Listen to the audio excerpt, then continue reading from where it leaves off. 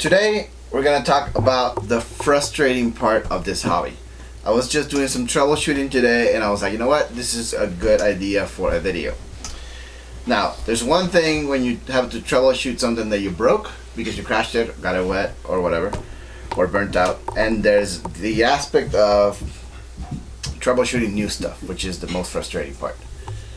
So right now I have a couple builds. Some of them are new, some have flown already, and I'm just troubleshooting them all. So I'm just gonna ramble a little bit and tell you what's going on. And the reason I'm doing this is some of you guys are new and you have no idea what you're getting into when it comes to troubleshooting, and then there's a bunch of you guys that are been at this for a while and you know how frustrating it can be sometimes. I've been doing this since 2014 and I built a lot of them and I still sometimes have problems, so just imagine that. So let's start with this guy. This is my 6-inch long range alien, and it used to be in another frame and I moved it to the alien frame. I added caps to it. I had a big old cap there, and the idea is to get it flying cleanly because it wasn't flying cleanly.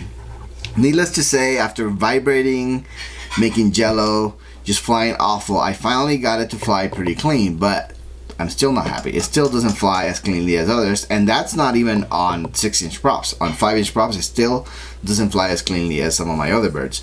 So for clean long range video, it's not gonna fly. It's not gonna do. So now I'm here sitting, okay, you know what? Should I drop in the new Joshua Bardwell board and hopefully that does the trick, or decouple the main power source because I'm running 5S, and just put something like a Maytag PDB at the bottom to run all the power through it, and then separate and drop a separate FC on top, and hopefully that cleans it out. Now that adds time. You gotta rewire everything and you actually are not sure if it's actually gonna work. Alright, but setting this guy aside because I gotta do this still, let's look at something else.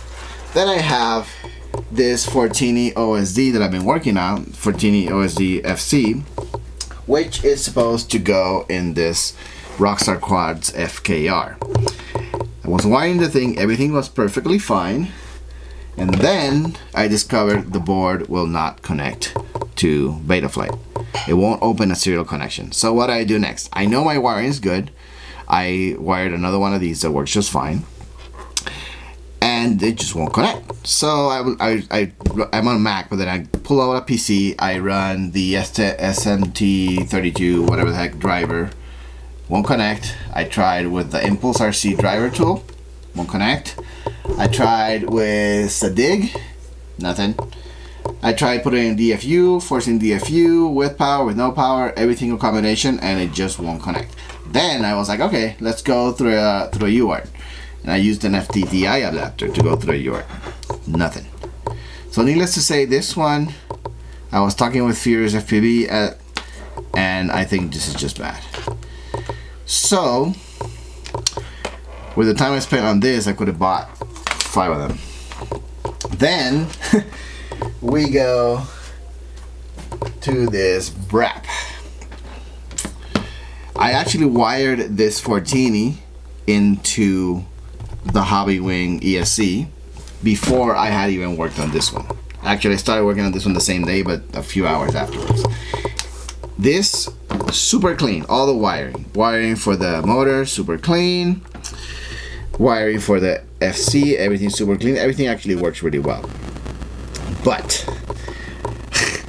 when I'm ready to button it all up, I discover that because of the frame design, I cannot put the standoff for the pod, which is here, because that plug clashes into the standoff like that. And then on the other side, there's a problem where the USB is in the way, or the standoff is in the way of the USB. This is a common issue. Everybody knows this with this frame. It's not too bad because once you set it all up, you can run everything through the OSD, all the settings and that kind of thing. You really rarely have it to plug it into the computer.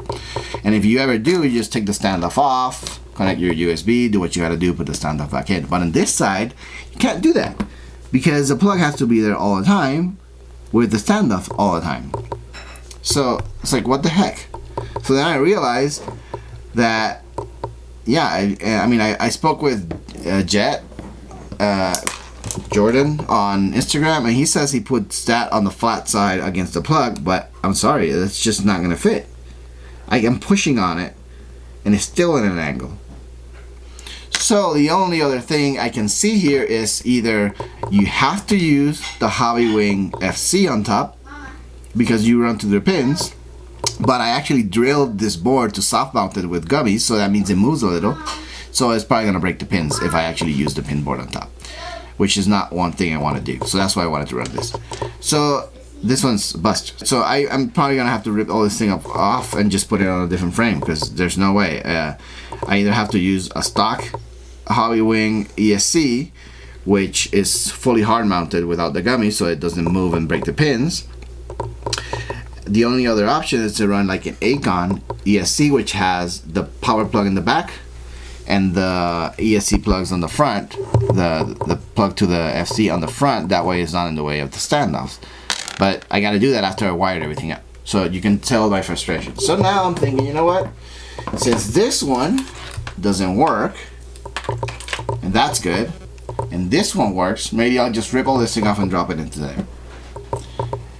Or take all this stuff and plug it into these ESC. So anyway, as you can see, this is 3 different builds, all with their own unique problem. And the worst part is that you're trying to figure out what to do, and when you do it, you're not exactly sure if it's actually going to pay off after you put that time in. So if you're gonna do this hobby, be sure to have some patience because you're gonna need it. And that is me, that I built, I don't know how many, counting rebuilds, over 20 of these things if you count the rebuilds.